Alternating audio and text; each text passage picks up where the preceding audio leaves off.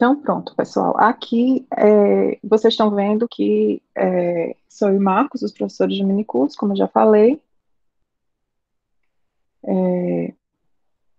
Depois que a gente concluir esse minicurso, eu espero que a gente tenha adquirido certas competências, né? Como a gente falou lá no plano de curso, é um minicurso introdutório. Então, assim, quem souber só Java, por exemplo, vai conseguir aprender várias coisas e vai conseguir acompanhar bem o curso. Quem não souber nem Java vai ter um pouco mais de dificuldade. Vai ser bem mais complicado, porque só são 10 semanas para você aprender uma linguagem de programação e aprender uma nova tecnologia, aliás, várias novas tecnologias, como vocês vão ver daqui a pouco. Então, a ideia é que depois do curso, que vocês tenham uma noção muito clara na cabeça de vocês sobre o que é uma API, o que é uma API REST, o que é que diferencia uma API REST de uma API genérica, como é que a gente projeta um API REST seguindo boas práticas, né, de projeto de desenvolvimento de API REST.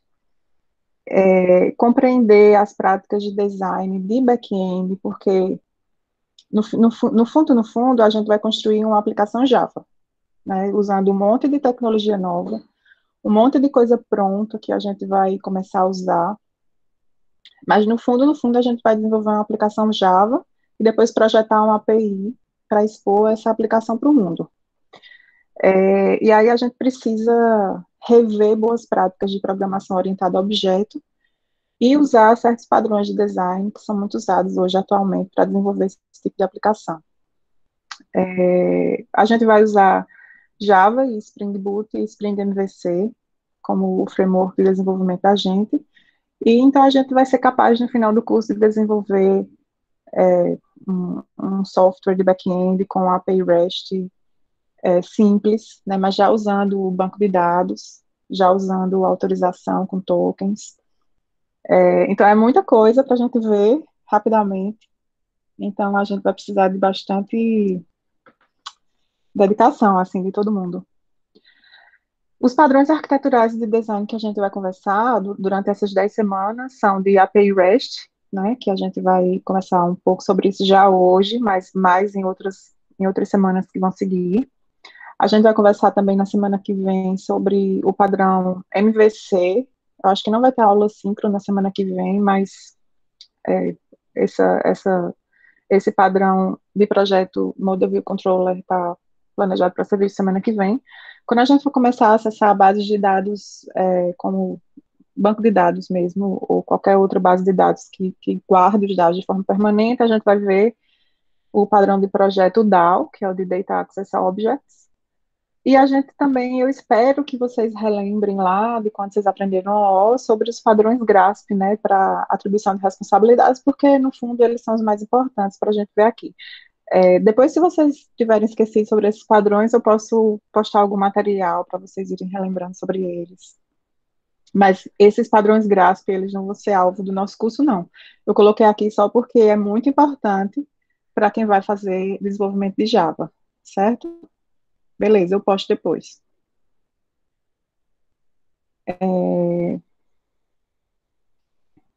Então, seguindo, como é que vai ser a comunicação da gente? Esse curso foi aberto com 30 vagas, teve 97 inscritos. E aí, eu e Marcos, a gente ficou pensando assim, rapaz, 97 pessoas querendo aprender isso, seria tão ruim se a gente deixasse 67 pessoas de lado e escolhesse 30, assim, para fazer esse curso, né? E aí a gente resolveu aceitar todo mundo que tivesse querendo fazer o curso, mas isso causa na gente uma mudança um pouco de metodologia, né? Porque é diferente você dar aula e acompanhar 30 pessoas aprendendo uma coisa e dar aula e acompanhar 96 pessoas, né? Se é que todos vão fazer, eu acho que não. Mas, assim, a ideia é que a comunicação da gente seja principalmente pelo Classroom. Então, lá no Classroom, deixa eu mostrar aqui a cara do Classroom para vocês. Eu acho que vocês todos já estão lá, né? Aqui logo no início a gente tem um mural do Classroom. Nesse mural vocês podem escrever, vocês podem tirar dúvidas, e vocês podem acompanhar o que eu for postando, eu ou Marcos aqui também, pelo mural. Na segunda aba tem uma aba de atividades, onde a gente vai postar semana a semana a atividade daquela semana, né? Então, essa semana a gente já tem várias atividades de leitura, alguns vídeos para assistir, alguns quizzes para testar o conhecimento, e a ideia é que vocês usem o Classroom para acompanhar o que precisa ser feito, mas que usem o Classroom também para postar dúvidas que vocês tenham e conversar com a gente por aqui. Deixa eu apresentar aqui o Slack. A gente também tem o Slack da disciplina.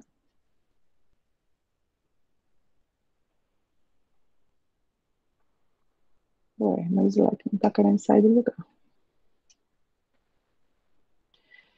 Vocês devem ter entrado já no Slack, né, da disciplina.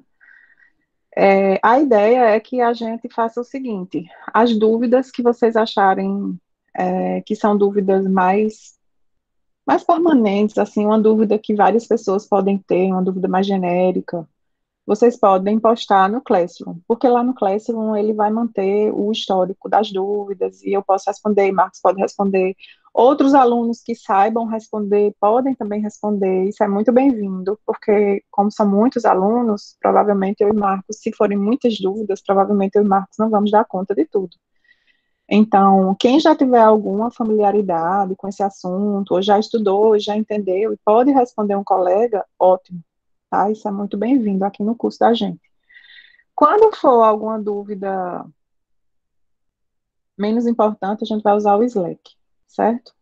Ou não é nem menos importante, uma dúvida mais pontual. Ah, eu estava usando, sei lá, local time de Java e não consegui fazer tal coisa. Alguém tem uma dica? Sei lá, uma coisa assim mais pontual, a gente vai usar o Slack para isso, certo?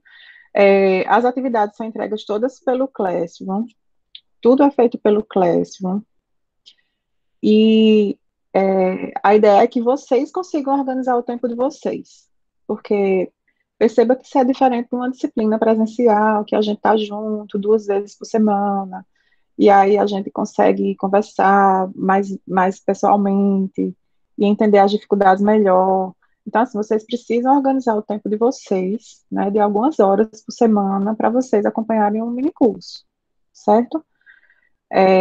Todas as atividades vão estar lá no Classroom, postadas lá. Todas as entregas de todas as atividades vão ser feitas lá pelo Classroom, tá? Não precisa mandar e-mail nunca com nada, tudo é por lá. E para as nossas aulas síncronas, a gente vai usar o Meet, como a gente está usando agora, mas eu acho que eu vou optar mais por ter vídeos gravados com dicas de como fazer certas coisas e menos aulas síncronas, né? Então, acho que a gente não vai ter aula síncrona toda semana, não. Caso a gente perceba muita dificuldade, vocês queiram fazer uma aula síncrona para tirar dúvidas, aí a gente pode, e o ideal é que a gente já tenha uma coleção de dúvidas pré-estabelecidas, para a gente não ficar conversando sobre a mesma dúvida, ou tirando dúvidas que talvez sejam menos importantes do que outras, certo? Como é que vai ser o planejamento das nossas aulas?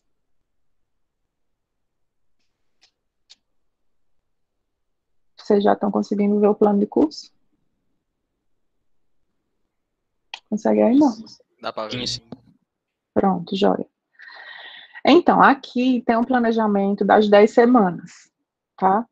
Como eu falei para vocês antes, é um curso que está sendo preparado ainda, né? A gente está adaptando algo para o mini curso de vocês.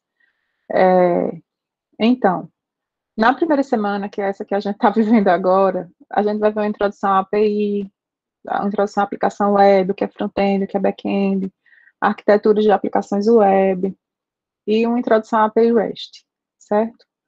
Então, isso é uma teoria básica. Eu sei que todo mundo deve estar louco para colocar a mão na massa, mas tem certas coisas que a gente precisa realmente entender conceitos antes de começar a colocar a mão na massa. Por quê? Porque em computação vocês já devem ter percebido, alguns, né, que já estão há mais tempo no curso, talvez, já perceberam que tudo muda, né? Então, agora a gente vai fazer esse curso se apoiando em Java, em Spring Boot, em Spring MVC.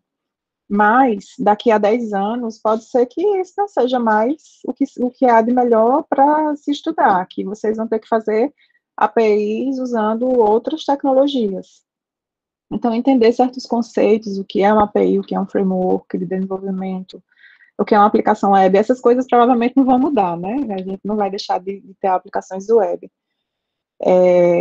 Esses conceitos que eu espero que fiquem por mais tempo, é bom a gente entender eles direitinho, até para a gente saber conversar com as pessoas sobre isso, usando o jargão correto e as palavras corretas quando for conversar, certo?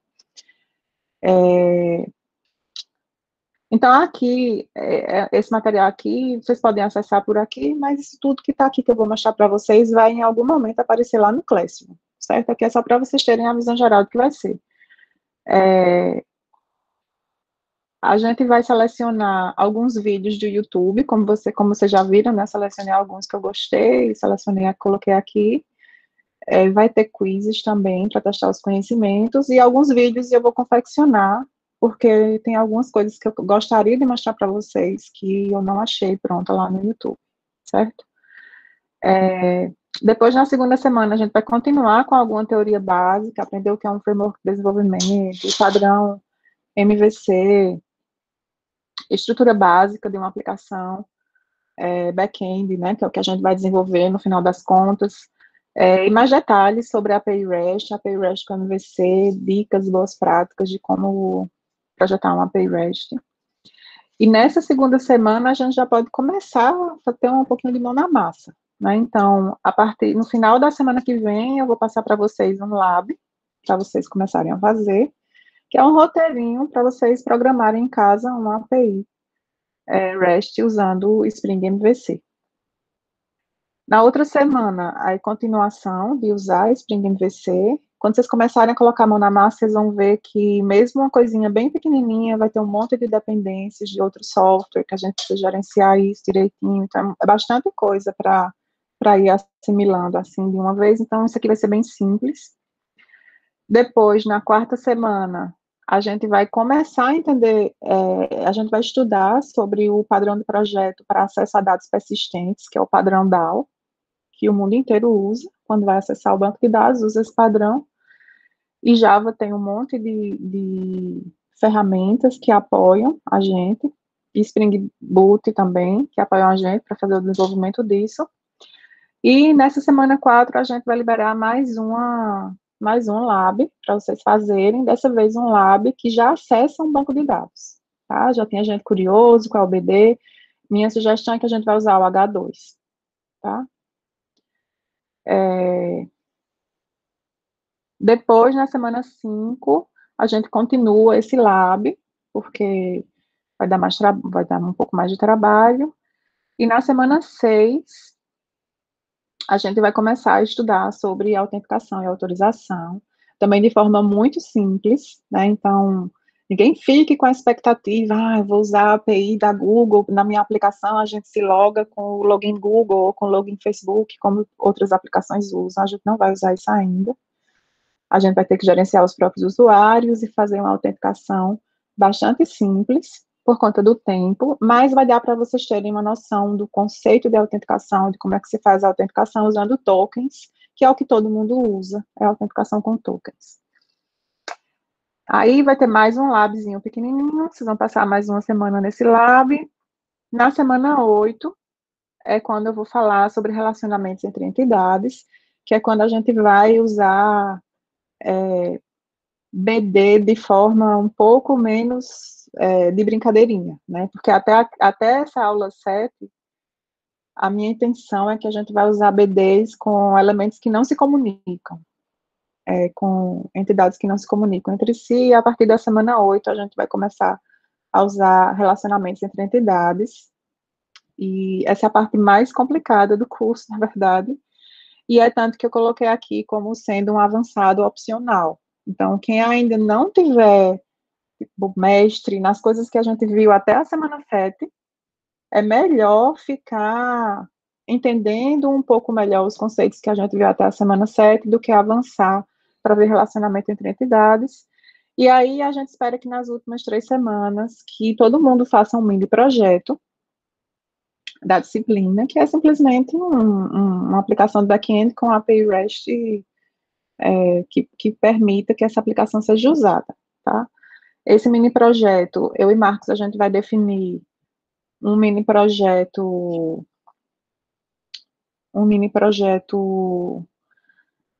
tipo, né, não é default a palavra não, um mini projeto que quem não tiver outras ideias pode fazer o que a gente propuser, mas quem tiver a fim de fazer outras coisas pode fazer, sei lá, meu tio tem uma padaria e eu queria fazer um API para vender pão para os, sei lá, os fornecedores, os compradores de indústria, sei lá, alguma coisa assim.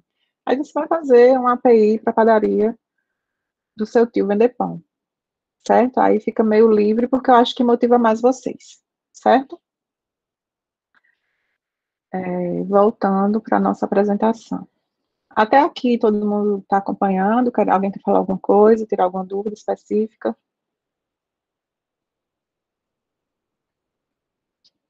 Tranquilo. Eduardo está perguntando se é uma aula por semana, né? Assim, eu pretendo, na semana que eu não tiver aula síncrona, como essa que a gente está tendo aqui, eu pretendo lançar um vídeo com alguma aula que eu própria dê essa aula, sabe? Mas caso, no momento em que a maior parte da turma tiver com muita dúvida, e a gente achar que merece uma aula síncrona para conversar sobre essas dúvidas, aí a gente marca, tá? Mas aí, no momento, eu acho melhor a gente fazer uma aula, nem toda semana ter aula, e aí eu vou avisando para vocês a semana que vai ter aula, certo? Quer falar alguma coisa? Deixa eu ver se tem mais alguma pergunta. O material está todo disponibilizado lá no Classroom já, inclusive esses slides que eu estou usando agora para essa apresentação.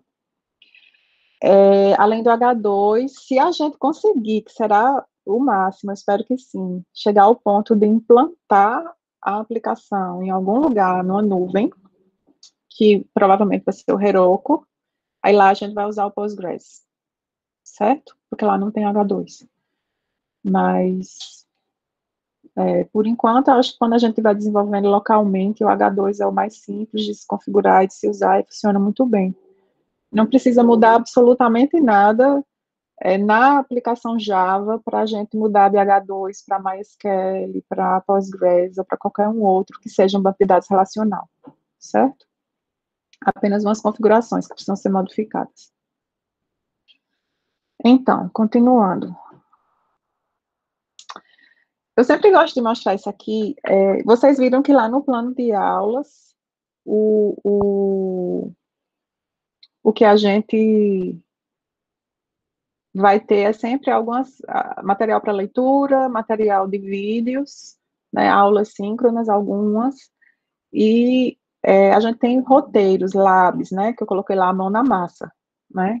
Por quê? Porque é comprovado, assim, cientificamente, que a forma melhor da gente aprender é praticar, né? Então, não adianta muito você assistir aulas, Raquel vai dar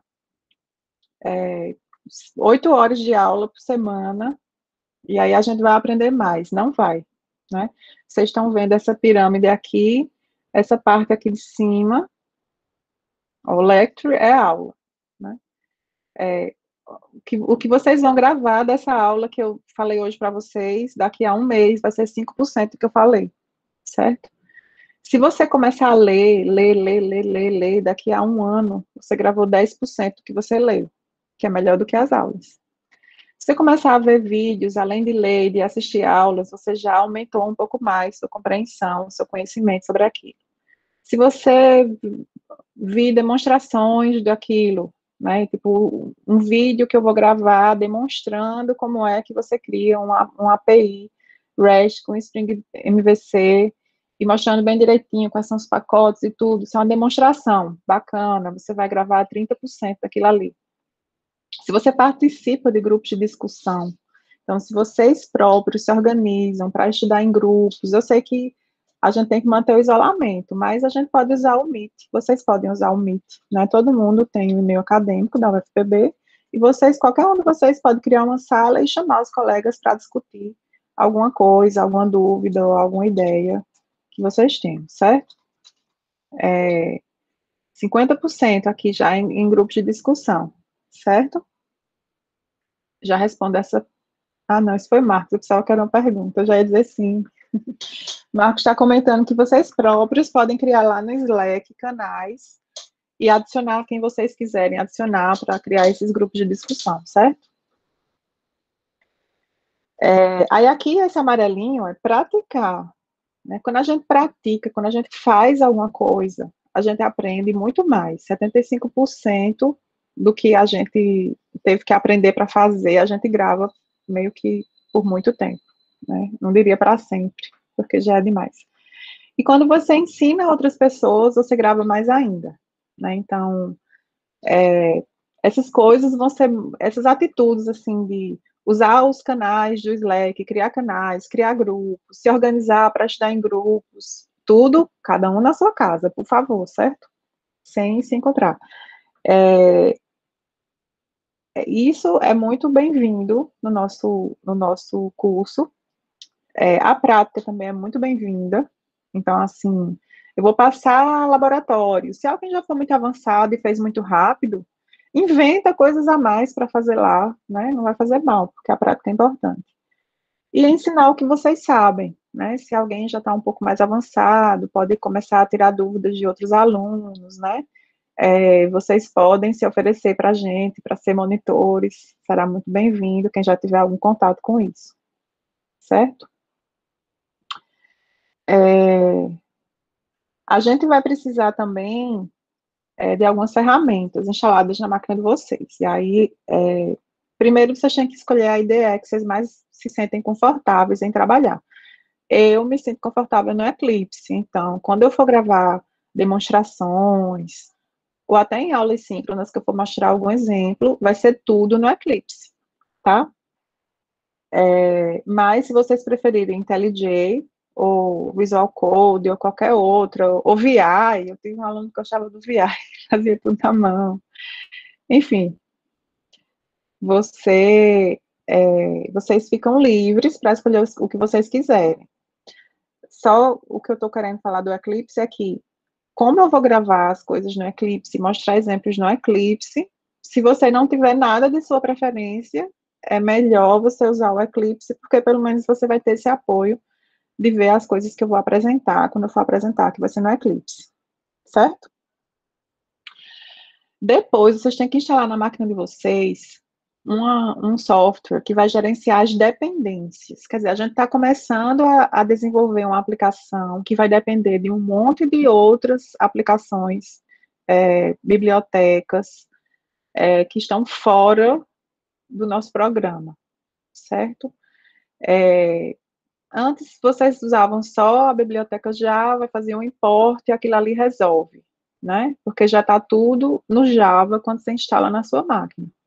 Agora, a gente vai usar coisas externas e é preciso que alguém recupere essa coisa externa lá na internet, faça o download disso e bote essa biblioteca lá na máquina da gente para poder a gente conseguir fazer esse importe desse negócio. A grosso modo, seria algo desse tipo que o Maven faz, certo? Além disso, quando a gente está rodando localmente a aplicação da gente, a gente vai usar o Maven para rodar, para a gente conseguir testar usando a aplicação, né, tá? Aí, para usar a aplicação, a gente vai usar já outro programa, tá? Que vai ser o Postman, que é o que eu indico, porque é uma coisa gráfica, mais fácil da gente aprender a usar. E quando eu for fazer as demonstrações, eu vou usar ele, certo?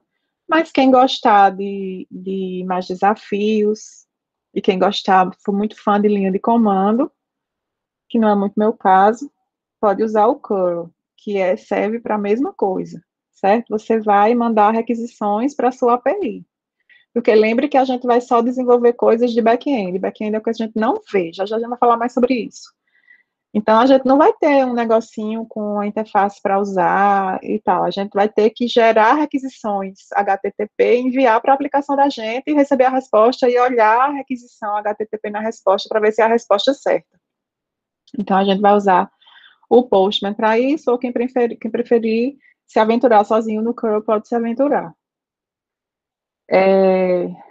Para manter os programas que vocês forem fazendo, o ideal seria que vocês tivessem um repositório no Git, porque fica muito mais fácil de gerenciar, mas não é obrigatório, tá? Quem achar complicado fazer isso, não tem problema.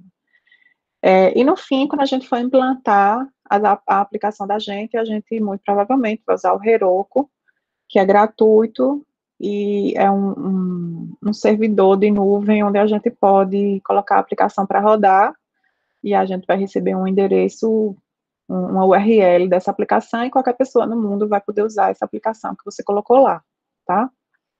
Então, essa é a fase final, é a de implantação de um back-end assim. Alguém falou aqui, não foi? Ah, tá. Beleza.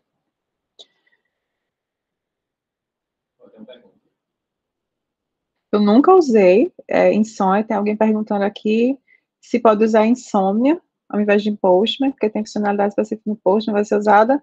Não tem nada específico que eu saiba, eu nunca usei o Insomnia, eu uso o Postman só porque foi o primeiro que eu achei. Então, pode usar o que vocês preferirem, na verdade, tá certo?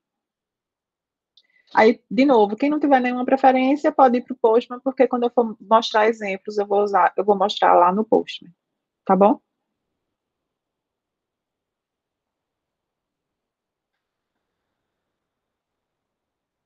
Então, voltando, né, só para motivar vocês.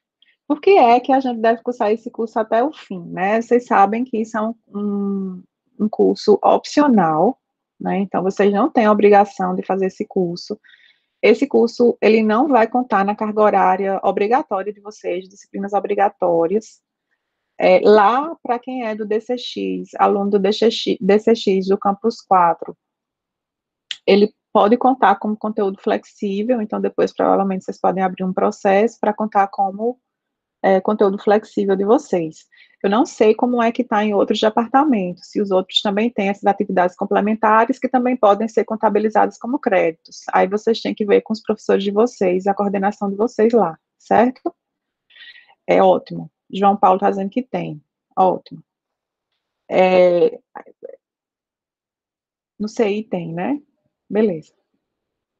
O certificado, eu acho assim, que é um curso só de 10 semanas, vai ser um curso intenso, mas também não vai ser um curso que vai fazer vocês passarem a semana todinha fazendo só isso, certo? E o que a gente pretende é que todo mundo que for até o fim, entregando 80% do que precisar ser entregue, fazendo um mini projeto, né? E ficando até o fim, se esforçando e participando, vai ter certificado, tá? A gente não vai ter provas, e a gente não vai poder ficar dando feedback de tudo que vocês entregarem realmente.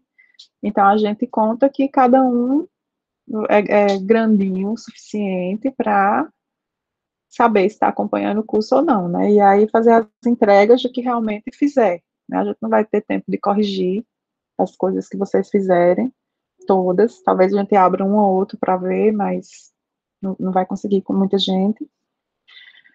E aí a gente espera que, se você participou em 80% das atividades, entregou 80% delas e fez um mini projeto, ou pelo menos ficou até o fim tentando, mesmo que não tenha terminado uma coisa grandiosa, mas fez algo minimamente, vocês vão ter direito ao certificado, tá bom? Quem desistir do curso antes disso, não, certo? Só para motivar vocês, ontem eu entrei, essa Cato Online é como se fosse uma página de certificados para empregos, né? Tem um monte de página dessa no Brasil, no mundo todo.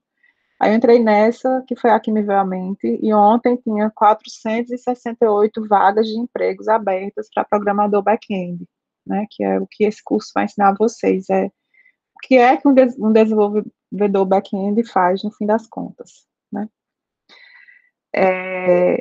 E aí ele está conectado à API REST porque é o desenvolvedor do back-end que vai projetar a API REST e conectar a aplicação de back-end que foi desenvolvida, tá? A gente vai falar mais sobre isso já já. Então, pessoal, até aqui dúvidas, sabem que falar alguma coisa? Porque aqui eu encerro a apresentação do curso. E aí eu vou começar a falar um pouquinho sobre um conteúdo mais computação mesmo agora do curso. Tudo ok? Tudo ok, beleza.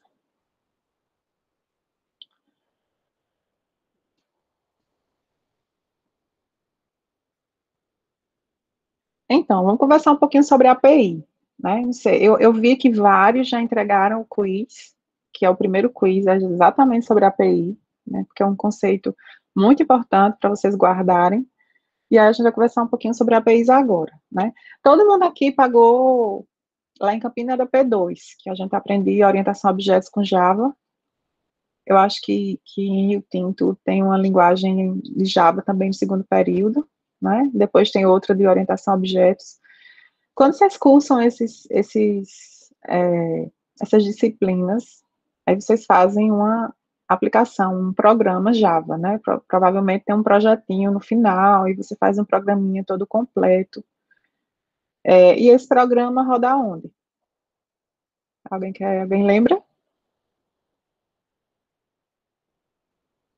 Ninguém nem vai escrever. Esse programa que vocês fazem em Java roda onde? Na JVM. De que lugar? Localmente, na sua máquina, né? E aí você consegue usar. Algumas pessoas fazem uma interface gráfica, outras fazem uma interface de linha de comando, né? Digite um para não sei o quê, outro para não sei o quê. Então, imagine que agora você fez um negócio bacana. Essa aplicação de vocês, ela já atende a diversos casos de uso que são importantes. Então, por exemplo, vamos supor que você fez uma aplicação, como o exemplo que eu dei aqui, toda a lógica para gerenciar uma escola, por exemplo. Então, matrícula de alunos, eu vou ter um caso de uso que é realizar matrícula, eu vou ter um caso de uso que é receber pagamento, eu vou ter um caso de uso que é desvincular o aluno da escola, vou ter um caso de uso que é a alocação de professores às salas de aulas ou a disciplinas, alocação de turmas às salas de aulas, enfim, um monte de casos de uso, de coisas interessantes que essa aplicação faz, né? Então, imagine que vocês podem expor esse serviço para outras pessoas usarem.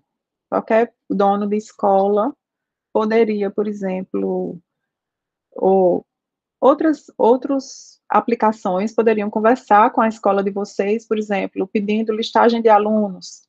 Talvez fosse interessante, por exemplo, você tem todas as escolas da cidade que vão listar todos os alunos que estão matriculados em todas as escolas. Todo mundo se comunica para descobrir isso. Ou, em outra situação, você quer oferecer um serviço e agora você vai ter diversos perfis escolares e cada usuário desse seu serviço é o dono de uma escola e você mantém esse serviço para um monte de escolas, né? Pouca gente um cigarro bem feito. Eu não tive ainda a oportunidade de usar o cigarro, mas eu não ouvi ainda nenhum elogio a ele, mas eu não tive ainda essa oportunidade. Imagine que você quer agora entrar nesse negócio, você quer oferecer esse serviço e você lembra que você já fez essa aplicação, na verdade, que faz tudo isso, com poucas coisas que você modifica para permitir que usuários diferentes mantenham informações diferentes sobre cada uma de suas escolas na base de dados, né? Também base de dados é uma coisa que vocês não viram em P2, vamos supor que essa aplicação tem uma base de dados, nem que seja de arquivos. Então, imagine que agora você quer expor isso para oferecer um serviço dessa forma, um serviço web, para que ou que não seja web, que as pessoas possam acessar através de alguma interface. Que interface é essa? É uma API, tá? Então, a API é usada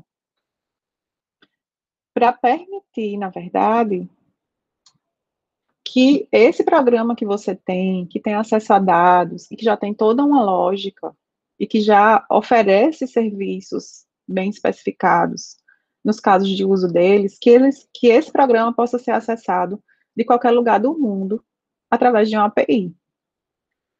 A API nada mais é do que um contrato que vai dizer, olha, se você quer matricular um aluno, você vai chamar tal função, por exemplo, o dado do aluno tem que vir em tal formato e a resposta vai ser de tal tipo para você. Por que é que isso precisa estar muito bem especificado? Porque os clientes de uma API são outros programas. Quem vai usar a API não é um usuário. Por exemplo, quem usa uma interface gráfica é um usuário humano, né? Em geral. E aí ele usa aquela interface e ele vai ter a intuição dele para aprender a usar aquela interface. E se a interface muda, esse usuário, se for uma mudança intuitiva, é fácil para esse usuário acompanhar essa mudança e usar da nova forma que essa interface foi projetada. A API é um contrato que expõe o programa que você desenvolveu para que vários clientes possam usar esse programa, mas esses clientes não são seres humanos, esses clientes são outros programas. Então, por exemplo, um cliente pode ser exatamente o que a gente chama de front-end para uma aplicação web, que é uma aplicação acessada através de um browser, de um navegador. Esse cliente pode ser o browser, que é um programa, mas é ele que vai acessar a sua API. Ou pode ser um aplicativo de smartphone, que vai acessar a sua API e apresentar para o usuário o resultado do que o usuário pediu para ser feito, né? Nesse caso aqui, o Coursera quer usar esse serviço. Ó, a API do Coursera, alguns cursos vão ser gerenciados pelo teu programa, pela tua API, a API do Coursera que vai se comunicar lá com a tua API. Então, o que é mais importante é a gente gravar aqui, sem vinheta.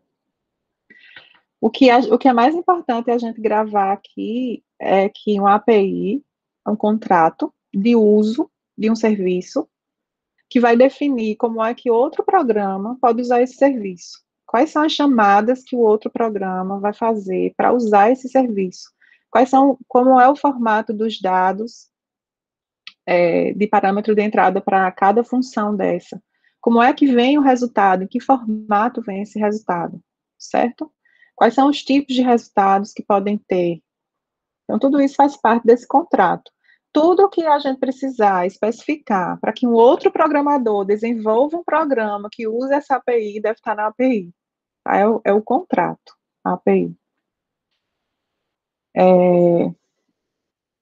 E aí, as APIs, elas basicamente permitem que sistemas operem entre si, permitem a interoperabilidade de sistemas. Né? Então, por exemplo, se você pensar como é que é o Booking.com, Trivago, essas empresas, Decolar, como é que ocorre isso?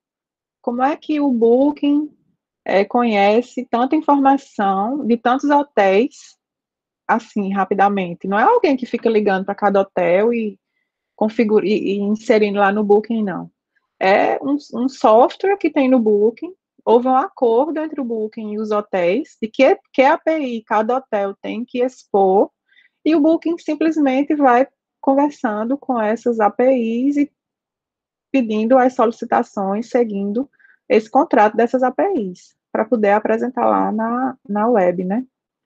No navegador, para o usuário final. Então, a API, o que ela permite é que os sistemas conversem de forma rápida, de forma simples, de forma bem estruturada e organizada. Né? O que está por trás da API?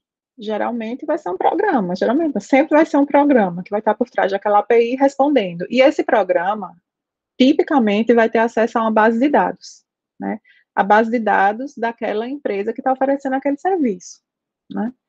Então, por exemplo, lá no Booking, a API de um hotel, sei lá, Hotel Manaíra, daqui de João Pessoa, ele está no Booking, então vai ter uma API lá que o pessoal que desenvolve para esse hotel desenvolveu para expor as informações que estão na base de dados do hotel para que o Booking possa acessar de forma segura e apresentar lá na página do Booking. Então, por trás da API, sempre tem essa aplicação de back-end que sempre acessa uma base de dados. As bases de dados das empresas são o que elas têm de mais valioso atualmente. Então, trabalhar com back-end é algo de muita importância, assim, porque você vai estar colocando a mão na base de dados, que é a coisa mais valiosa que toda empresa tem atualmente. E essa base de dados, através da API, ela vai ser exposta de forma segura. Então, só quem tem autorização de acessar certos recursos é que vai conseguir acessar aquele recurso. Só quem está autenticado é que vai conseguir acessar certos recursos. Então, é esse software de back-end que tem que garantir essa segurança para que a API seja usada, tá? A API é projetada para que o serviço seja usado por diversos clientes, né? Acho que já ficou bem claro, né? A API vai estar lá, é um serviço, não sei se vocês lembram o que é um serviço. Um serviço é um processo, uma aplicação que fica rodando o tempo todo em algum servidor. Vou já começar a falar de cliente-servidor mesmo. E ele fica lá sempre pronto para servir requisições de clientes. E aí, a API é a porta de entrada desse serviço, onde as aquisições vão chegar lá, de diversos clientes, né? No exemplo que a gente mostrou ainda agora, a gente tinha 3 clientes diferentes para a mesma API, e ela vai ser a porta de entrada para as aquisições que chegam para esse serviço. Qualquer cliente que use uma API, ela vai ter que mandar, se ela quiser acessar a mesma funcionalidade daquela API, ela vai ter que mandar exatamente a mesma mensagem lá para a API, independente de que cliente seja, porque isso é definido pelo contrato da API. Então, qualquer cliente desse aqui, que a gente vê aqui, seja um smartphone, seja um desktop, seja outro programa, sei lá, outra API, de outro back-end que está acessando vocês aqui, qualquer um desses vai enviar exatamente a mesma requisição para acessar o mesmo serviço, certo? Isso é definido pela API.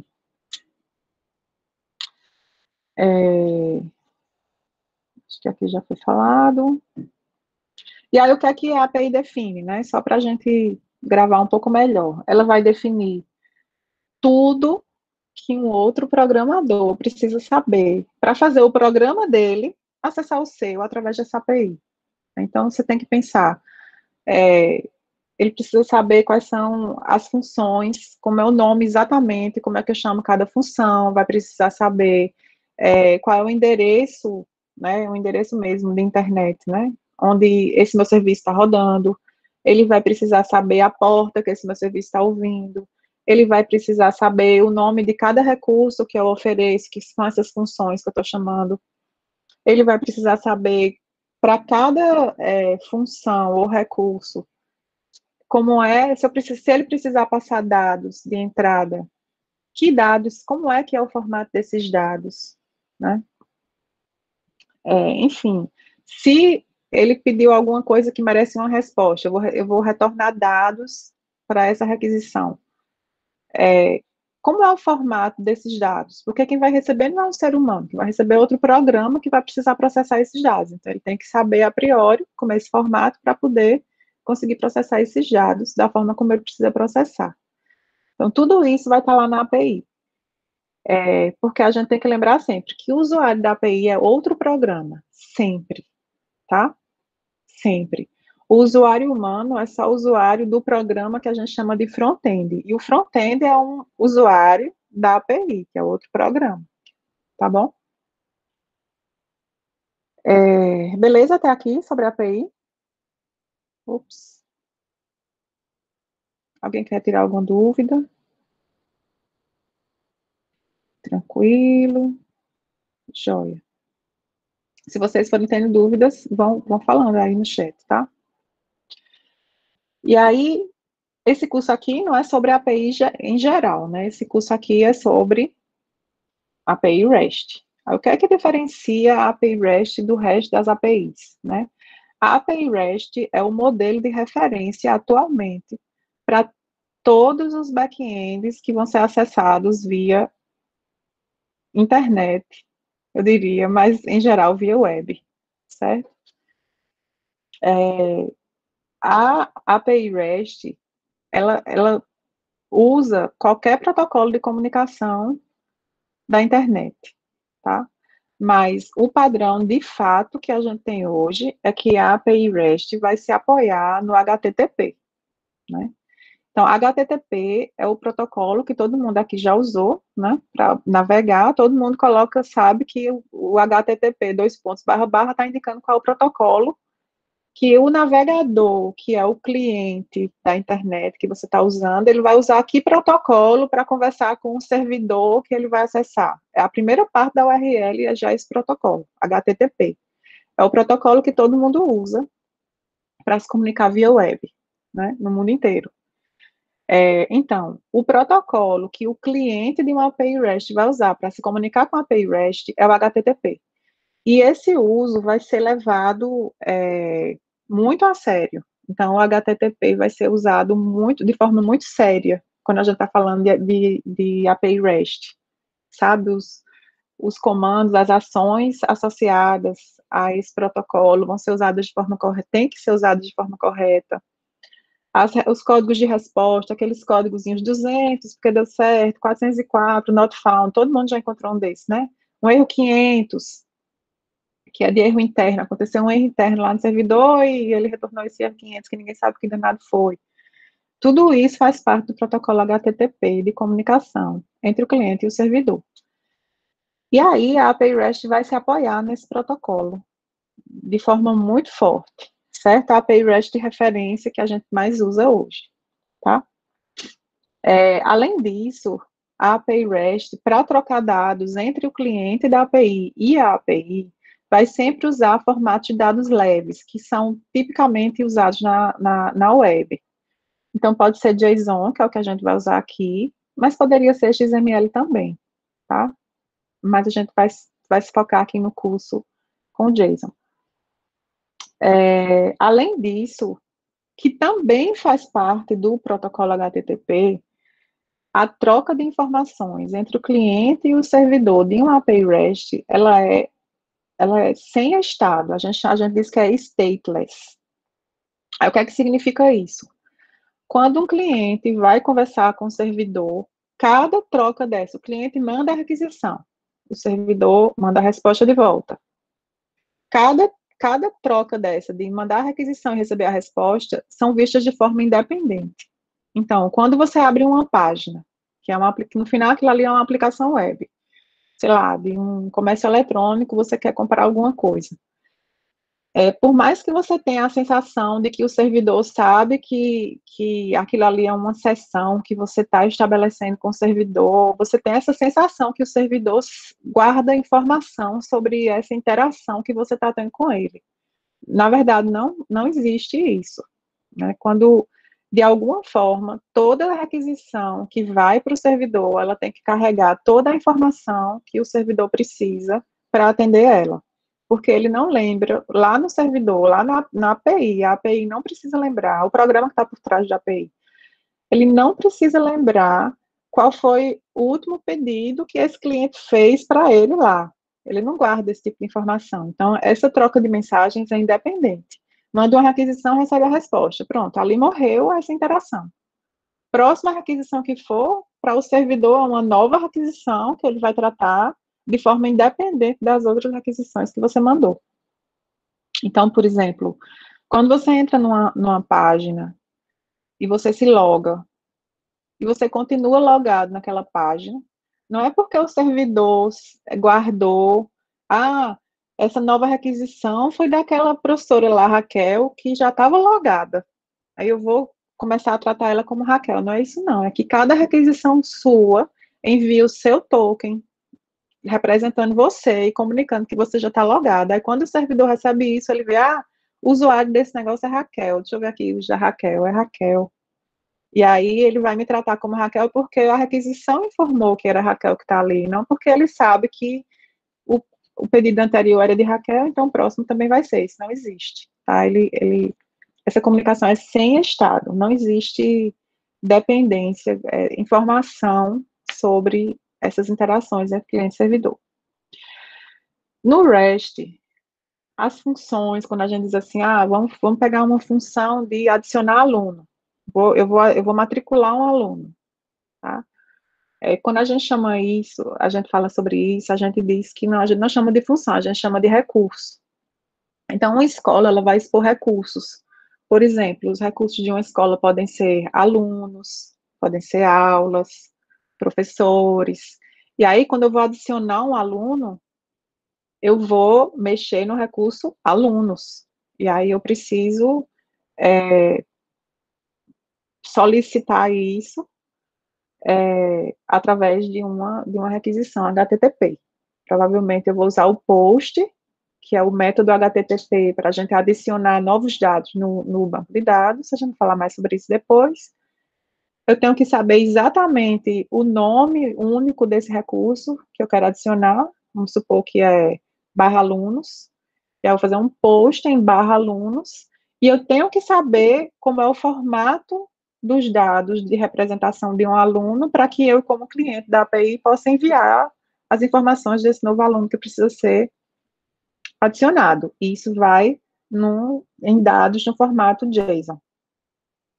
Então, uma API REST é basicamente uma API que se apoia nesses padrões da internet, certo? E a gente vai falar bem mais sobre isso. Depois aqui é mais para vocês terem uma noção rápida do que é a API REST. Dúvidas?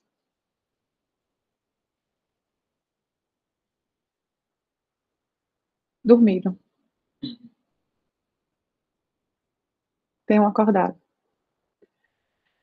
Então, para a gente não ficar aqui só, minha voz é muito suave. Meu menino, até os 10 anos de idade, para dormir, ficava me ouvindo. Vamos ver um exemplo. Vocês estão vendo aí que eu abri, deixa eu aumentar aqui a fonte. Eu abri aqui uma página, vocês estão vendo já? Isso é uma API REST, que foi desenvolvida lá pela Câmara dos Deputados, aqui no Brasil, que tem o objetivo de seguir aquela ideia de dados abertos, né? Então, qualquer programa pode usar essa API para obter informações lá da Câmara dos Deputados. Aqui em cima, vocês estão vendo que, não sei se dá para ver daí, mas aqui em cima tem Swagger /api.html. Swagger é uma aplicação que permite que a gente construa documentação de API de forma muito fácil. Basta colocar umas anotações lá no código da gente, umas anotações Java lá, e a gente consegue fazer documentações desse tipo, que eu vou mostrar. Claro, tem que botar anotações e tem que botar um texto, né? Parecido com o estilo do que a gente faz com JavaDoc, certo? Só que aqui é para criar algo nesse formato que eu vou mostrar aqui. Então, por exemplo, quando eu falo de recursos, esse negócio, /blocos, /ID, /deputado, então blocos, deputados, são recursos que essa API está expondo sobre essa base de dados que tem lá dos deputados, tá? Eventos, legislaturas, frentes, proposições, são recursos que são usados, tá? Então, por exemplo, essa documentação aqui, get é algo que vem do HTTP. O get é usado quando a gente quer obter informação da API. Então, provavelmente, quando a gente vai fazer um get, a gente não vai mandar dados para lá, não. A gente só vai receber dados. Em que formato? Depende da API. Né? As que a gente vai desenvolver vai ser no formato JSON, certo? Essa aqui, por exemplo, quando a gente faz /deputados, vai listar deputados segundo alguns critérios. Onde é que a gente vai encontrar esses critérios? Aqui na documentação. Então, os critérios são parâmetros. Parâmetros são aquelas coisas que a gente escreve depois da URL, que é interrogação, que aí tem um nomezinho igual a não sei o quê. E comercial, nomezinho igual a não sei o quê, isso são parâmetros que a gente está passando para a API, certo? E essas informações lá dentro do programa, lá do back-end, a gente consegue recuperar todas elas e elas vão se transformar em objetos lá dentro do programa Java da gente, certo? Então, aqui eu posso passar ID, posso passar nome, posso passar a sigla do estado, né? E essa documentação aqui permite, inclusive, que a gente use ela, né? Vamos passar Paraíba. Eu quero no formato JSON. Essa API permite que a gente escolha qual o formato, de alguma forma. Quando eu executar, ó, isso aqui é o comando in curl que é usado para usar essa API, tá? Se alguém quiser fazer, se alguém tiver instalado, pode usar isso aqui de um terminal. A URL que foi gerada é essa aqui, ó. Isso aqui é a URL de acesso a essa funcionalidade da API, que ela é formada pelo quê? Ela é formada pelo nome do servidor, né, que isso aqui vai se transformar no endereço IP. Não sei se vocês já pagaram redes, mas vocês devem ter alguma noção disso já. A partir desse primeiro barra aqui, ó, até essa interrogação, é a identificação do recurso que a gente está acessando dessa API. É o recurso barra API barra V2 barra deputados. E a partir dessa interrogação, são os parâmetros que a gente mandou para recuperar as informações de deputados. A gente mandou a sigla Paraíba. Essa ordem provavelmente é um parâmetro que eles usam por default aqui, porque não foi a gente que colocou. E a resposta, código 200. Todo mundo já deve conhecer o código 200 de resposta, que deu certo. E aqui vem uma resposta no formato JSON. Né? Vocês estão conseguindo ver bem aí, tá, Marcos? Sim. Tá. Uma resposta no formato JSON que vai dizer que os dados são o quê? Aí aqui, ó, cada chave dessa aqui vai indicar um deputado diferente, né? O deputado tem um ID, tem... Se você quiser acessar o deputado sozinho, ele já manda o RI para você acessar o deputado específico, que é provavelmente a próxima função que tem aqui nesse bloco de deputados. Ele tem o nome, tem o partido, tem o RI do partido, tem a sigla que a gente usou, ID dessa legislatura que ele está agora, a foto dele e o e-mail dele lá na Câmara. E aí, se eu sou um programa e eu quero recuperar todos os deputados da Paraíba, eu recebo exatamente esse corpo aqui, esse JSON, e aí eu vou conseguir processar esse JSON, certo? Voltando.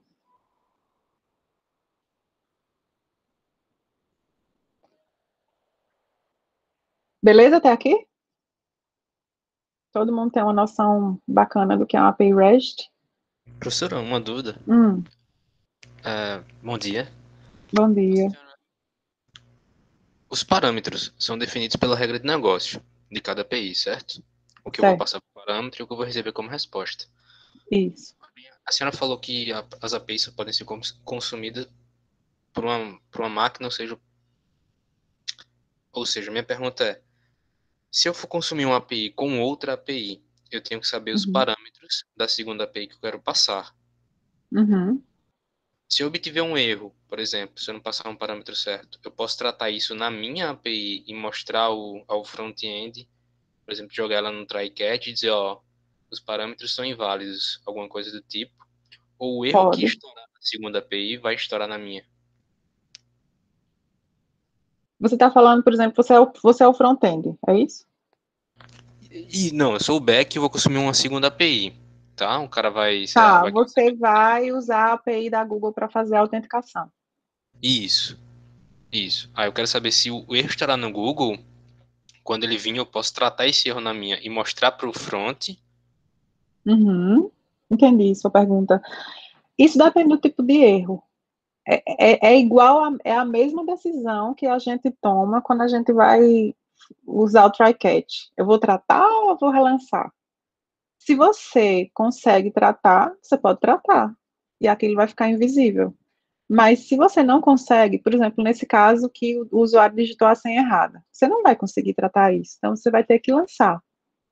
Mas vamos supor que você que é o dono daquele dado, vamos supor que você é o Coursera e você resolveu fazer uma aplicação de microserviços e você está usando outra API que também é sua e que você tem o dado que é capaz de corrigir, você mesmo pode corrigir, entendeu? Assim, não existe uma resposta correta.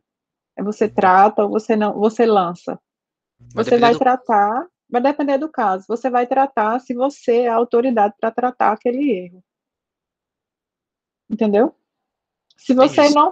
Se você não tem como tratar aquele erro, você vai ter que lançar para outra API que está usando você, ou para o front, ou seja lá quem for.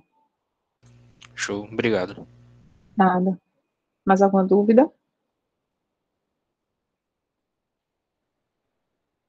Então vamos falar um pouquinho da aplicação web. Eu resolvi falar um pouquinho da aplicação web porque essa parte de back-end, ela está muito associada a aplicações web, porque no fundo, atualmente, tudo é web, né? Quase toda aplicação que a gente usa é web. E mesmo as aplicações, não sei se vocês já tiveram a oportunidade, por exemplo, você consegue fazer compras, sei lá, na Magazine Luiza. Você consegue fazer compras via web, né? E você consegue fazer compras via o app da Magazine Luiza, né?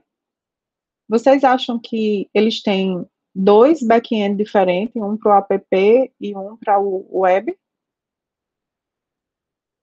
Não, eu acho que não Não, tem. né? Eu acho. Sei lá. Usam exatamente o mesmo serviço, a mesma API. Só que um é o front-end web, é um programa lá em JavaScript, com HTML, com CSS e tudo mais que precisa para você desenvolver um front-end. E o outro é um programa Android ou iOS, sei lá, um programa para mobile, né? Mas ambos vão acessar o mesmo back-end, tá? Então, eu vou falar muito em aplicação web porque eu acho que é mais do meu costume, porque eu dava esse curso voltado só para aplicações web. Então, a gente dava, era eu e outro professor, eu dava a parte back, ele dava a parte front, e a gente fazia tudo como um exemplo de projeto de software de uma aplicação web, né? Mas, no fundo, esse back-end que serve para aplicações web, uma aplicação web é uma aplicação que é acessada via um navegador, certo? Esse back-end que serve para lá é o mesmo back-end que vai ser acessado por quaisquer outros clientes desse serviço, certo?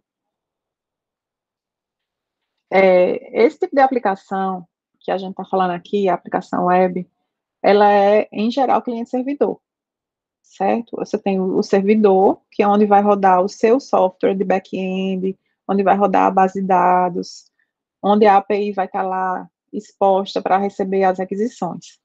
E você tem os clientes, e eles vão se comunicar através de TCP/IP, né?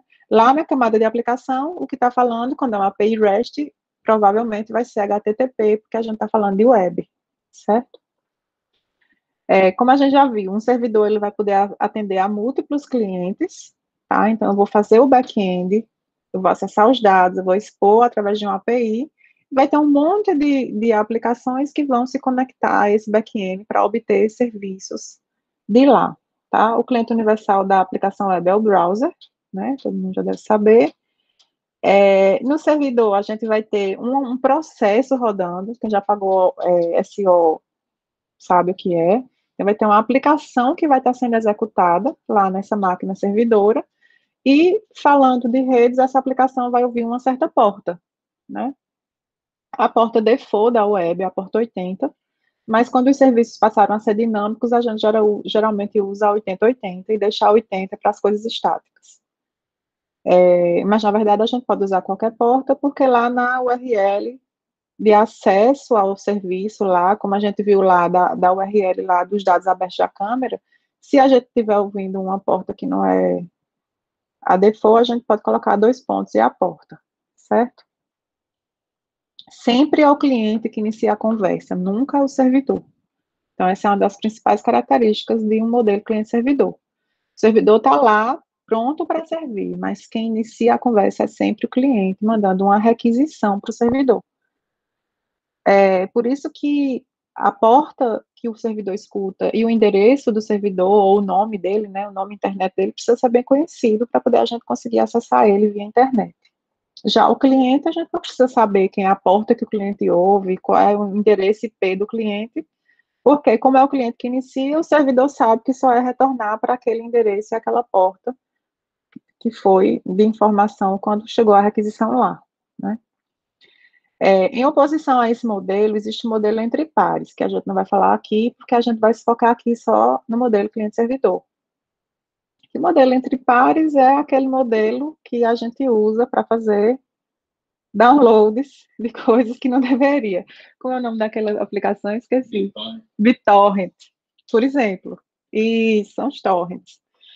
E aí, no modelo entre pares, todo mundo pode ser cliente, todo mundo pode ser servidor, desde que eu tenha a informação,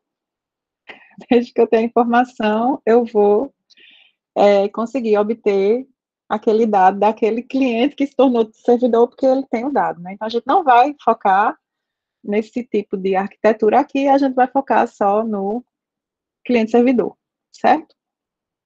Aí, em sendo cliente-servidor, o modelo de comunicação que a gente está usando, como é que a gente organiza o nosso back-end, né? Atualmente, existem duas formas mais populares da gente organizar esse código de back-end da gente. Agora, eu estou falando agora em implantação do back-end, certo? Porque esse software de back-end, ele precisa rodar em algum servidor, em alguma máquina, né? Onde é que ele vai rodar? Eu vou dividir ele em várias máquinas, eu vou colocar ele numa máquina só, né? Então, a gente tem basicamente duas arquiteturas diferentes. Uma arquitetura a gente chama de arquitetura monolítica e a outra a gente chama de microserviço, tá? A arquitetura monolítica é uma arquitetura onde a gente vai colocar todo o código da aplicação dentro do mesmo servidor. Basicamente, na prática, a gente vai ter só uma JVM rodando, certo? Então, vamos supor aqui nesse exemplo que eu estou mostrando aqui, a gente tem uma aplicação de planejamento empresarial, uma ERP. Esse tipo de aplicação é uma aplicação que as empresas usam para se autogerenciar. Então, assim, ela vai gerenciar toda a parte financeira da empresa, toda a parte de recursos humanos, os contratos dessa empresa, enfim, os agendamentos, tudo o que eles precisam de funcionalidade para essa empresa, para facilitar a gerência dessa empresa e para manter os dados que elas precisam manter, tem nessa aplicação, certo? E aí, uma opção aqui de um modelo monolítico é que eu vou ter pacotes, né, dentro do Java, os packages, ter pacote da parte financeira, pacote de RH, pacote dos contratos, para poder organizar direitinho, mas eu vou iniciar tudo isso dentro de um mesmo programa, dentro de uma mesma JVM, certo? E acessar um banco de dados único que vai ter todos os esquemas de dados necessários para que todas essas funcionalidades de financeiro, RH, contratos e agenda que consigam ser executados.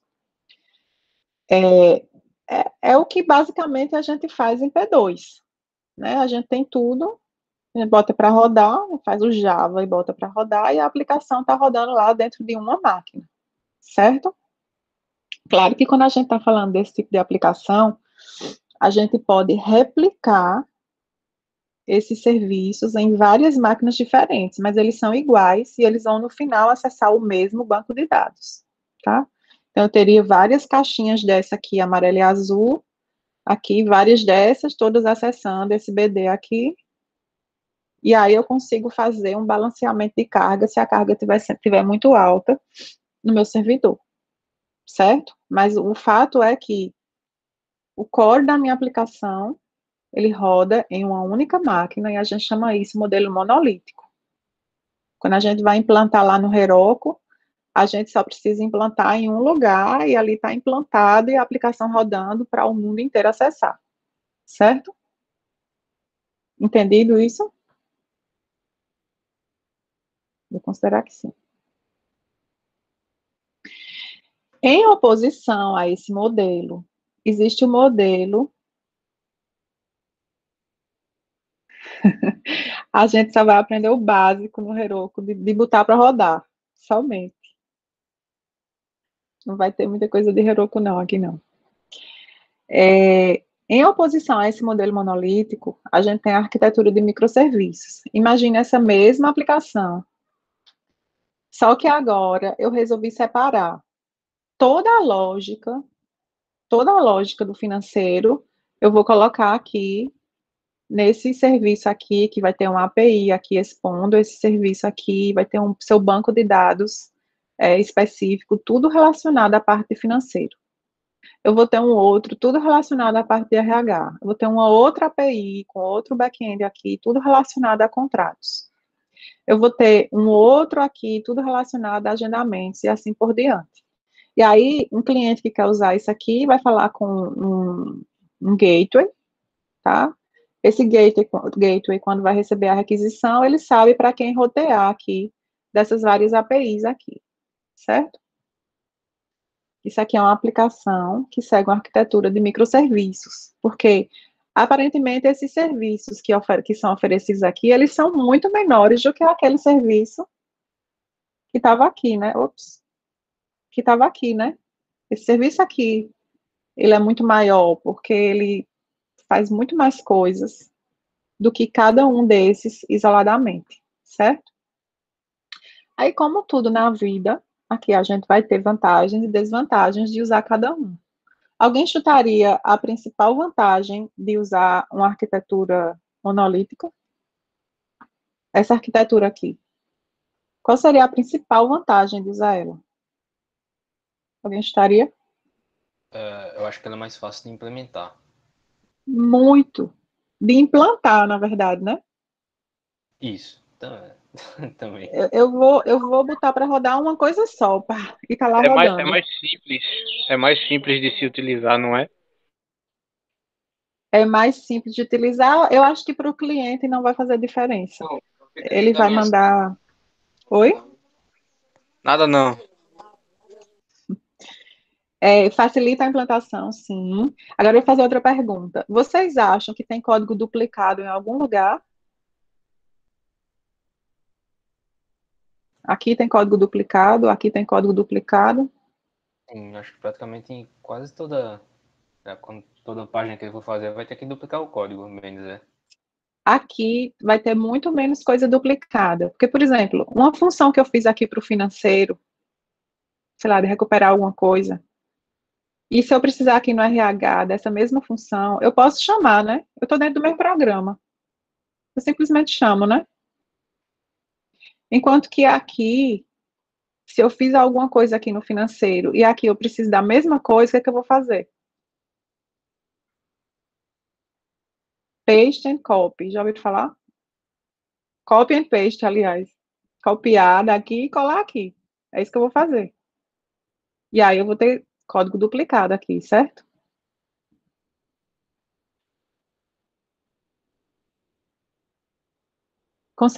Vai conseguir acesso direto aqui, mas em geral você vai mandar pelo gateway, né? Depende de como foi feito, na verdade. A pergunta é se eu posso conseguir acesso direto aqui ou se eu sempre tenho que usar o gateway. Depende de quem desenvolveu a aplicação. Você pode manter as duas coisas. Que mais que a gente pode ver aqui? Código duplicado a gente tem mais aqui em microserviço do que aqui, mas aqui é muito mais fácil de implantar, né, de manter, né? Eu tenho um lugar só para olhar, concorda? Agora, se uma máquina falha, se essa máquina aqui falha, essa máquina da aplicação monolítica, o que é que acontece com a minha aplicação? O servidor falhou, cai tudo, para de funcionar, né? Aqui, para a aplicação toda parar de funcionar, preciso que todos os servidores de todos esses backends aqui caiam, né? Então, se a chance é de só uma máquina cair, vamos supor, contratos caiu, eu continuo conseguindo resolver RH, financeiro, agendamento e tudo mais, e só contratos que vai precisar de uma manutenção, certo? O código aqui nessa aplicação de monolítica, ele vai ser mais acoplado, provavelmente, né? Porque, como eu falei agora, eu preciso de uma coisa aqui em contratos que eu fiz em RH, e eu vou lá e simplesmente chamo o que já está pronto lá em RH. Então, chega um desenvolvedor novo para trabalhar nessa aplicação, mesmo que ele vá fazer uma parte nova de agendamento, por exemplo, provavelmente ele vai ter que ter conhecimento sobre as outras coisas aqui da aplicação, né?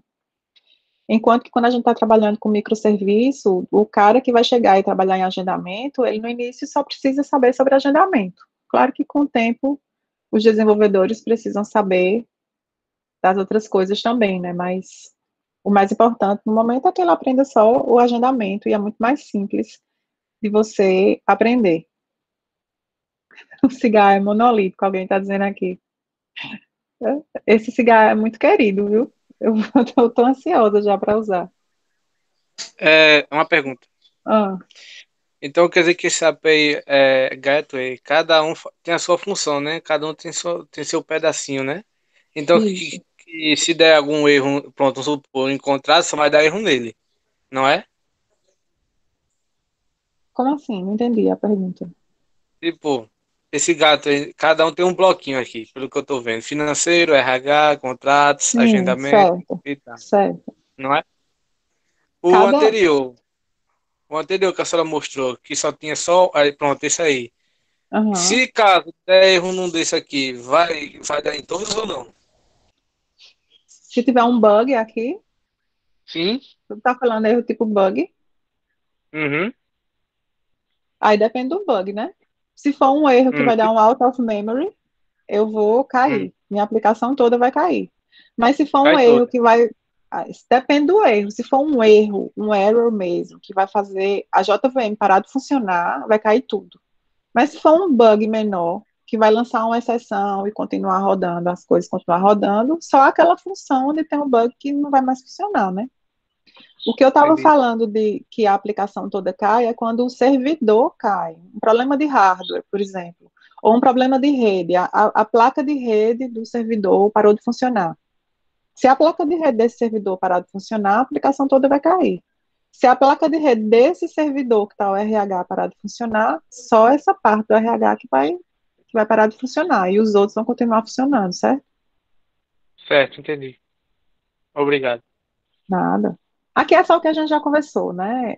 O que é bom de cada um, né? Ah, tem uma coisa boa. A única coisa que a gente não falou ainda é da parte de tecnologias. É uma coisa que eu não comentei ainda com vocês. A gente vai usar aqui Java e Spring Boot, mas existem muitas opções para a gente desenvolver back-end de aplicações, tá? Inclusive para fazer a API REST e o back-end e tudo. Vocês podem usar JavaScript com Node.js, vocês podem usar Python, acho que é Flask de Python. Tem um monte de opções para o back-end, sabe? Enquanto o front-end é muito limitado, quem vai desenvolver front-end tem que necessariamente saber JavaScript, HTML, CSS. Quem vai desenvolver o back-end pode escolher qualquer linguagem e qualquer framework que seja apropriado para desenvolver back-end naquela linguagem, certo? Então, assim, quando a gente está no mundo monolítico, a gente obriga que toda a aplicação seja em uma única linguagem, né? Se vai ser Java, é só Java. Quando a gente está no mundo de microserviços, a gente pode escolher linguagens diferentes para fazer coisas diferentes. Então, por exemplo, vamos supor que nessa parte de financeiro a gente tenha muita análise de dados pesada e eu preferi fazer com Python, porque tem todo um apoio para fazer isso. Então, eu posso fazer esse back-end aqui do financeiro em Python, o resto em Java, vamos supor. Posso fazer esse em Python, esse em Java, esse em JavaScript, esse em C Sharp, e tudo vai funcionar perfeitamente. Então, a gente tem essa liberdade de definir a tecnologia para diferentes componentes aqui dessa aplicação de forma isolada, né? Isso é uma coisa boa da arquitetura de microserviços. Mas, como a gente está começando, a gente aqui só vai falar de aplicações cliente-servidor que são monolíticas e que usam Java com Spring Boot e Spring MVC, certo? E esse back-end que a gente vai desenvolver, a gente vai conectar ele a uma API REST, que vai ser a porta de entrada para quem quiser usar esse serviço. Beleza? Dúvidas até aqui? Então vamos lá, só para a gente terminar rapidinho. É um pouquinho de HTTP, porque para vocês entenderem e usarem e projetarem bem uma API REST, vocês vão precisar entender um pouco de HTTP, certo? Eu até coloquei lá um link para vocês, aí se vocês chegaram a dar uma olhada. A Mozilla, ela tem umas páginas de tutoriais bem interessantes e tem bastante informação sobre HTTP, né, inclusive em português. Então, HTTP é o protocolo que a gente usa para se comunicar na web, na internet, via web, né, com o navegador. Sim, o curso todo vai ser só monolítico, tá? O que é que acontece nessa comunicação HTTP? É uma comunicação entre o cliente e entre o servidor, certo? Aí o cliente vai gerar o quê? O cliente sempre vai gerar uma requisição. Essa requisição vai descer na pilha de protocolos de rede. Aqui, quando a gente faz os desenhos, geralmente isso aqui é uma nuvem, tá? Aí passa numa nuvem e chega no servidor. O que vai acontecer com essa requisição que é gerada aqui é que ela vai descer nessa pilha de protocolos. Cada camada dessa vai adicionar informações nessa mensagem que o cliente gerou, até que essa mensagem vai para a internet. E lá ela vai começar a ser roteada, ela vai passar por diversos roteadores intermediários até chegar no servidor, certo? Esses roteadores geralmente não vão ter a camada de transporte de aplicação, essas requisições vão passar por aqui e chegar no servidor. Quando chega lá no servidor, o servidor essas camadas aqui anteriores vão fazer o que precisa ser feito, vai entregar a mesma mensagem que foi gerada aqui, vai chegar aqui no servidor, o servidor vai abrir essa mensagem, que é uma mensagem no formato HTTP, e vai entregar para a nossa aplicação. Quer dizer, nossa aplicação vai pegar isso aqui e vai transformar em objetos, na verdade.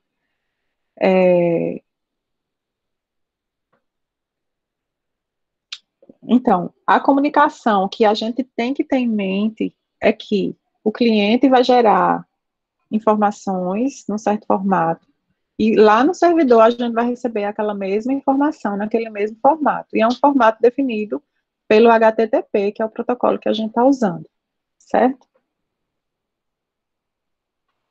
Então, o cliente sempre gera requisições, e o servidor sempre gera respostas HTTP.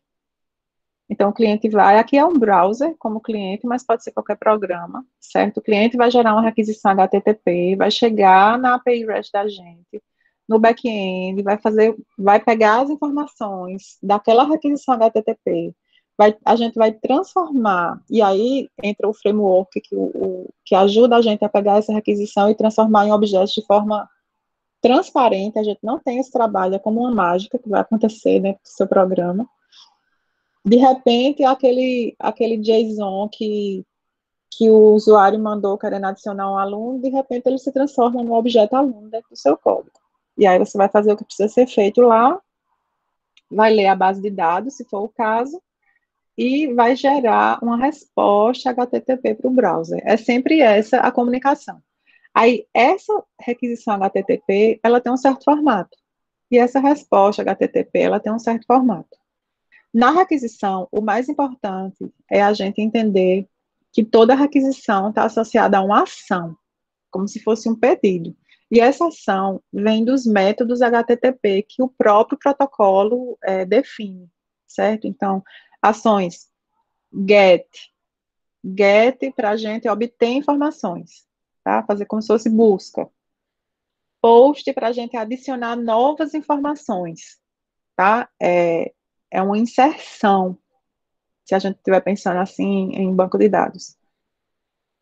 Put, se a gente quiser fazer modificações em dados que já existem, né? Tem um aluno que já está lá, mas o aluno casou e mudou de nome. Então, preciso mudar o nome dele. Eu vou fazer um put para mudar o nome desse aluno. Delete. Isso tudo são verbos que o HTTP oferece, tá? Depois, se vocês forem lá nas páginas da Mozilla ou em outro tutorial de HTTP, vocês vão ver que o HTTP oferece esses métodos todos para a gente que vão junto da requisição. A gente tem o post, put, delete, são os que a gente mais vai usar, e get, certo? Aí, quando a gente está desenvolvendo a API da gente, a gente tem que usar esses verbos de forma correta, porque é a gente que vai dizer, quando chegar para esse recurso aqui, um get, eu vou fazer tal coisa. Quando chegar para esse recurso, um post, eu vou fazer tal outra coisa. Então, a gente que define como é que esses verbos vão ser usados na API da gente, tá? Então, essa é a parte de request. Na parte, deixa eu mostrar aqui. Tá na última ainda. Então, por exemplo, um request. Isso aqui é um exemplo de um request HTTP. Então, tá vendo? A primeira coisa que vem na primeira linha da requisição já é o verbo, post, nesse caso, e depois a versão do protocolo que está sendo usada. Então, para a requisição, o mais importante é a gente entender o verbo, e a gente sabe que na requisição vai vir a identificação do recurso que eu quero acessar, né? Como, por exemplo, lá na câmera era o recurso /API, /V2, /deputados. Né? Então, isso vai na URL, na mensagem. Para a resposta, o que a gente precisa saber de importante é que a gente precisa mandar um código de resposta. E esse código de resposta também é definido pelo protocolo HTTP. Né? Então, aqueles códigos de resposta, tem famílias, na verdade, de códigos de resposta. Toda a família 200 é porque deu certo, ssó que aí tem 200, 201, 204, para umas coisas assim, mais específicas. Toda a família 400 é not found, toda a família 500 é de erro. Então, assim, a gente precisa entender um pouco sobre esses códigos de resposta, quando é que eles são usados, qual é a forma correta de usar eles, porque a gente que vai definir a API REST é que tem que dizer, quando tal coisa acontecer, eu vou mandar um 404. Quando tal outra coisa acontecer, eu vou mandar um 403. Quando tal coisa acontecer, eu vou mandar um 501. Ou vou mandar um 500 e não sei quanto. Então, é a gente que tem que definir isso quando a gente projeta a API. E aí a gente tem que ter esse conhecimento, tanto na parte de requisição, de qual é o verbo que a gente vai usar para associar cada ação dentro do back-end da gente, né? Porque, por exemplo, eu consigo inserir um novo aluno usando um get, eu consigo fazer o que eu quiser. Por exemplo, eu posso projetar uma API e quando vai adicionar um novo aluno, manda um get na requisição HTTP. Mas quando chega no meu serviço, foi um get de alunos, eu vou adicionar esse aluno no BD. Eu posso fazer o que eu quiser, eu sou a dona do back-end, eu que estou projetando tudo, certo? Mas é correto fazer isso? Usar um get para fazer uma inserção de dados no BD? Não é, eu estou dizendo a vocês. Não é correto. Então, a gente precisa seguir o que o protocolo ensina para a gente dizer que tem uma API projetada de forma correta, certo? Eu posso, fiz a inserção do aluno, deu tudo certo. Estou afim não de dizer que deu certo, não. Vou retornar um 500. Eu posso, sou eu que estou programando, sou eu que estou projetando. Eu posso dizer que quando dá certo eu retorno 500. Mas isso não vai ser universalmente aceito, porque o 500 não é o código que dá certo, o 500 é o código que deu erro interno. Então, a gente precisa ter um conhecimento de HTTP, especialmente desses verbos, de quando eles são usados, desses códigos de retorno, de que situações a gente deve usar cada um deles, para que a gente consiga projetar bem com a API REST, certo? Eu, obviamente, não vou ficar aqui falando de cada tipo de retorno e de cada coisa. Eu vou passar material para vocês lerem, com a prática vocês vão acabar memorizando muita coisa. Mas a ideia é que vocês aprendam um pouco mais de HTTP, exatamente para poder conseguir projetar bem uma API, seguindo boas práticas de projeto, certo? Aqui é o que a gente já falou. Aqui tem um exemplo de uma resposta. Ó. Nesse caso aqui, a resposta logo na primeira linha vai ter a versão e vai ter já qual é o código de resposta, né? E isso tudo faz parte do que a gente decide na API. Aí conhecer um pouquinho da HTTP é bacana, vai facilitar o desenvolvimento, né? Tanto o projeto da API quanto o desenvolvimento. Por exemplo, logo depois aqui dessa primeira linha, tanto nas respostas quanto nas requisições, a gente vai ter cabeçalhos. Né? São informações que a gente passa. Então, um cabeçalho que a gente vai usar bastante é o de autorização, porque é nesse cabeçalho que vai o token para a gente fazer login e pedir autorização para fazer alguma coisa, autenticação para a gente fazer alguma coisa. Então, entender um pouco de HTML, HTTP não vai ser prejudicial a ninguém, tá? Quem tiver um tempinho, pode abrir lá algum tutorial e dar uma lida para entender um pouco melhor dessas coisas, ok? Dúvidas? Ó, aqui no final eu coloquei o link da Mozilla. Tudo que vocês quiserem procurar aqui Isso aqui é feito mais para desenvolvedor front-end, né? Porque eles vão usar a API do browser para desenvolver, mas é bacana, assim, os tutoriais que tem aqui, a maioria tem em português, tá? A dica é, aqui em cima sempre vai ter PTBR ou ENUS. Se você achar em inglês, se você mudar na mão mesmo para PTBR, vai aparecer em português, se existir. Porque é o mesmo caminho que eles colocaram para todo mundo. E aqui vai ter, por exemplo, sobre os métodos, vai ter bem direitinho explicando sobre cada método, quando é usado. Se você procurar sobre as respostas, cadê? Enfim, vai ter algum aí também vai falar sobre as respostas, aqueles códigos de resposta. Respostas, códigos de status, HTTP. Aí vai falar sobre cada um, o que é que significa. Esse está em inglês, vamos ver se tem em português.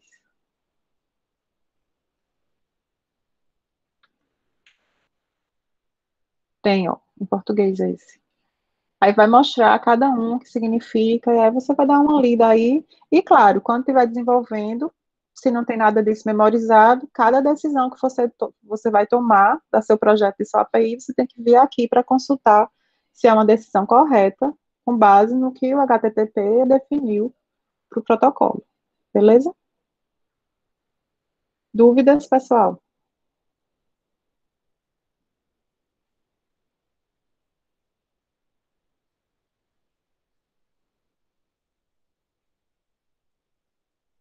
Dormiram? Nada?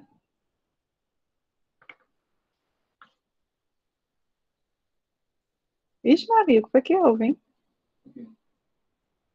Vocês estão me ouvindo ainda? Não está chegando Seu nada scroll aqui. parou. Seu scroll Ah, parou. É só tá. rodar um Fui pouco. eu que parei. Ah, tá. Beleza, Eu pessoal. não entendi muito sobre HTTP, não. Eu fiquei meio confuso com HTTP. Tá, HTTP é o protocolo de comunicação entre o cliente e o servidor. Aí, o que eu sugiro, né? Porque eu não vou conseguir falar de novo, que eu já falei. O que eu sugiro é que você abra essa página que tem aqui no final, tá? Uhum. E que você estude um pouquinho sobre HTTP, leia um pouquinho, você pode procurar vídeos também Tá certo. sobre isso, porque é importante a gente saber um pouquinho, porque a API REST, ela usa o protocolo HTTP. Então, o que vai chegar para a API é uma requisição HTTP, que a gente precisa Uhum. tratar e responder através de uma resposta HTTP. Tá certo. Então, a gente precisa entender um pouquinho disso, especialmente dos verbos e especialmente da parte de código de resposta, certo? Aí Marcos está comentando aqui que se vocês já tivessem pago redes, já entenderiam bem melhor isso que a gente conversou agora. Mas não se preocupem também, porque a gente não vai precisar saber muito de redes para poder fazer isso. Basta saber um pouquinho de HTTP, certo? Certo. Eu vou parar Valeu. a gravação.